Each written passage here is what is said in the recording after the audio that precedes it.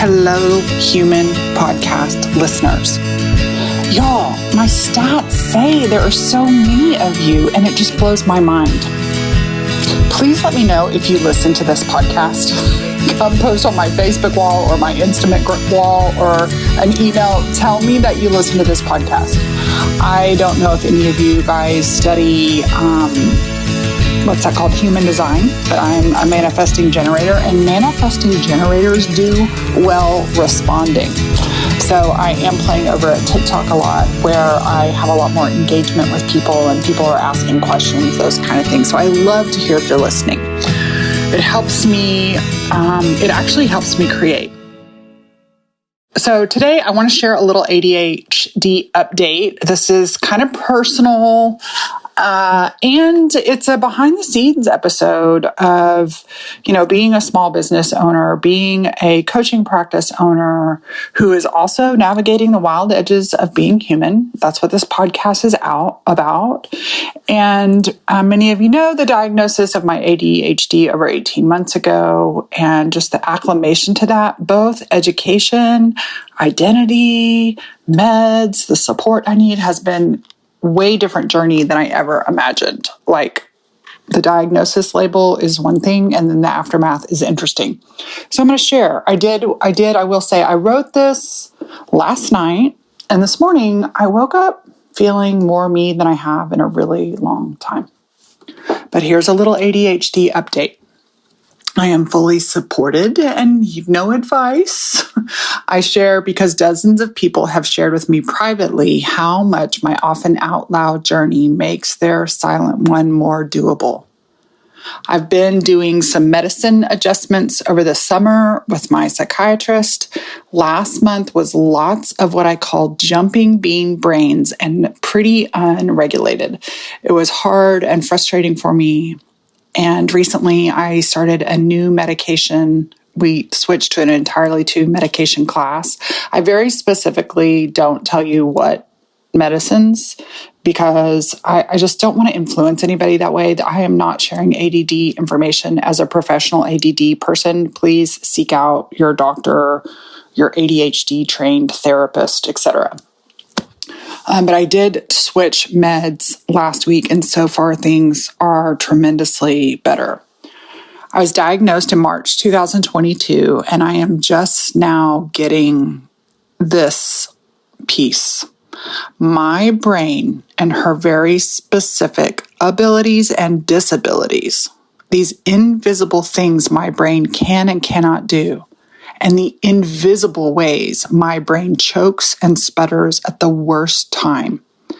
This is not, even though I have quietly internalized it as such over the last 50 years, this is not a character flaw or lazy or not motivated. I'm not doing it wrong. There is nothing wrong with me, and I don't have a shitty mindset.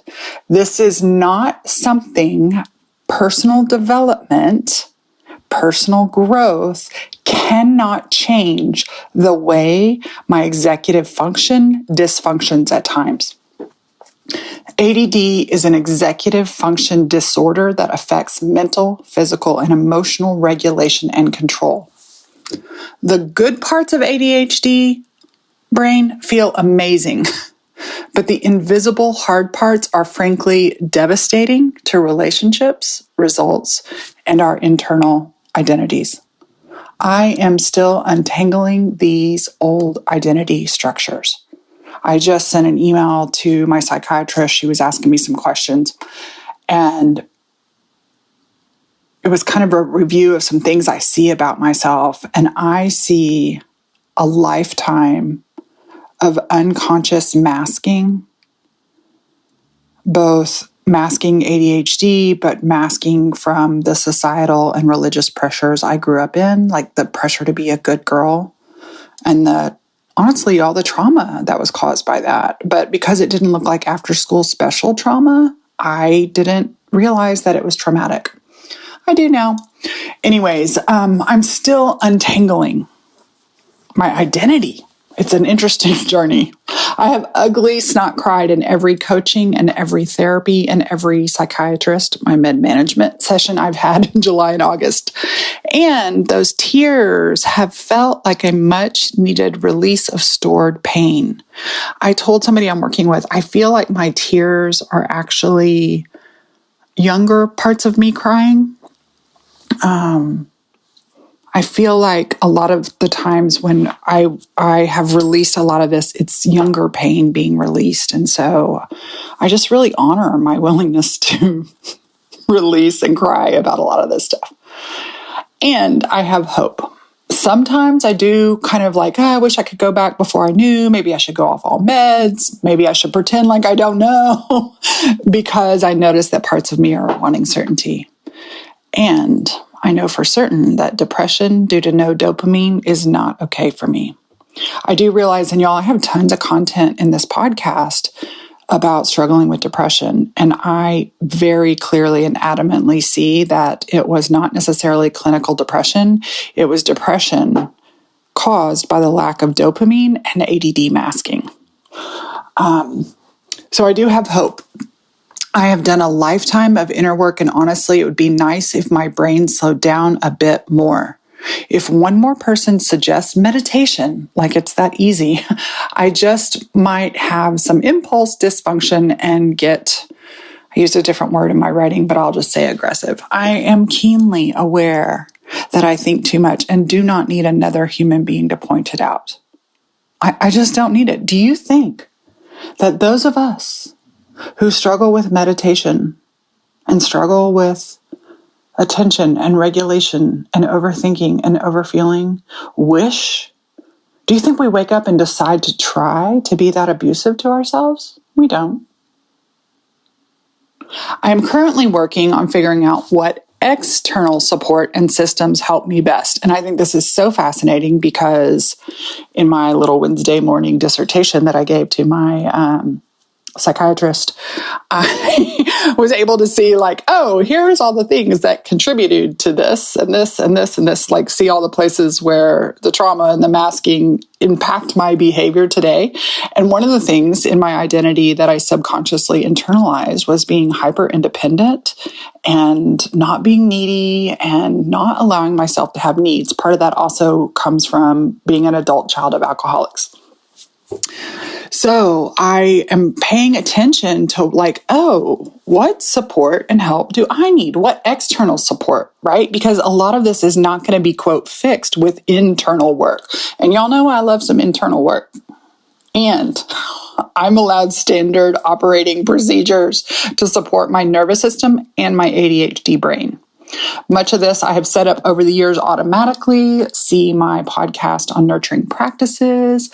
And I set that up out of being exasperated. I think somewhere I mentioned, I was like, oh my God, I am not wild and free. I actually require a lot of systems and structure. And I married a very structural and systems-oriented man that is physically safe for my body because he is reliable and our home is clean. Like he just cares for the environment around me, and that frees up my mental load. I realize that I require way more support than my identity of wild and free allowed. I have become my own best advocate in new ways. I'm still learning, with less sensitivity to stating my needs for fear of being weird or rejected. Some of that fear still lives in my cells, and I'm caring for it one step at a time, but I have become much more aware cognitively, and I'm starting to integrate in my body what I'm available for and what I am not available for, and to be calm and grounded and clear about expressing that when it's required. So in the past, RSD, rejection sensitive dysphoria, I highly recommend, if you don't know what that is, look it up on ADD Attitude magazine online. The RSD showed up a few times a year in specific professional situations. That's actually what led me to my diagnosis, what led me accidentally to internal family systems was I Google searched the symptoms I was experiencing, these markers I was experiencing of RSD, because they did not make sense to my cognitive brain. But I've come to see, so I knew that I have it, but I had a big gut punch a couple of weeks ago that There is a subtle vibe of RSD in me all the time. All the time. The unconscious hypervigilance is exhausting, and the conscious hypervigilance is embarrassing. Oof. Then there's some shame work to do, right? My parts work and compassion via internal family systems have been extremely helpful. And that the fact that IFS is compatible with neurodiverse brains is super helpful. I'll bring someone on to talk about this soon, but self-energy in IFS, if you have a neurodivergent brain, self is the way your brain is. So if you are autistic, self is autistic. Myself is ADHD. And then parts react to the experience of being autistic in this world or being ADD in this world. But many of the ADD markers are not parts. This is mind-blowing. I'm still incorporating it. And I plan on having a colleague of mine come and talk about this on the podcast. So many plans, so little execution. I'm just having to trust my timing. I've allowed myself a slow and spacious learning and healing and support over the summer. Where I feel most alive is in my private coaching sessions with my 5 one-on-one clients and when I'm on the horse. This fall, I'm figuring out in my business how I want to connect, create, market, and be in my work in a way that is supportive instead of what I've, quote, trained myself to think marketing-wise, getting clients-wise, etc., business building-wise, according to neurotypical norms. I'm figuring out what I really want, and that, as you probably already know, is not always easy because I'm very susceptible to conditioning. I'm personally right now not real clear on vision beyond the next right step for myself. I am clear that I am thriving and my clients are thriving in one-on-one work. Hint, hint. And while that's not always comfortable, I've been allowing the slow and extra space of this summer to settle in. Now, slow and extra space, some of you may be really hungry for it, and it may sound luxurious, but I'll tell you what, the reality of it can be extremely hard for an excessive doer, and it's impacted my confidence a little bit, honestly. Anyways, all of this on top of menopause. Oof, I have been isolating a lot, and then I have been choosing to spend time with a few one-on-one friends for visits outside of the house. I've been very conscious about making connection and not over-isolating. And then my husband and I are on this kick of doing, quote, activities is what we call it. One of my clients / friends, former clients, current friend, said, she's like, you've gone to more concerts this summer. Activities. In between all these challenging things are also the glorious things, the creativity, the strategy, the sensitivity, and the somatic awareness. Whoever you are, and if you're listening, you're probably really smart. Please start learning about your body's sensations and connecting your head to the wisdom of your body. It doesn't have to be all pretty and sexy and good dancey dance, right? Just start listening to your sweet body. Compassionate parts work through IFS, breathing and morning rituals are my sacred lakes. I got that term from a Jaya John poem. And afternoon dips in the pool. So I wanted to give you that little update. I have a coaching call to go to in 60 seconds, but I do have a few spots on my roster for either short-term or long-term work. Head over to Allison Crow or coachwithallison.com or my website and the coaching page and fill out the, there's a quote application, right? It just helps me respond to you. It helps me know a little bit about you and what you're thinking. And then we can set up a time to connect and talk and see if it's a fit. If it's not a fit for me, I can refer you to somebody else. Doing one-on-one work, helping humans, many of which are business owners. I have a couple of clients that are not business owners, but I am helping them in the context of their families and works. And then also helping full-on solopreneurs navigate their business, but with this compassionate inner work lens. Like 80% of the work we do is inner and 20% is business. So I got skills. Reach out, let me know. Sending you love, and thanks for listening.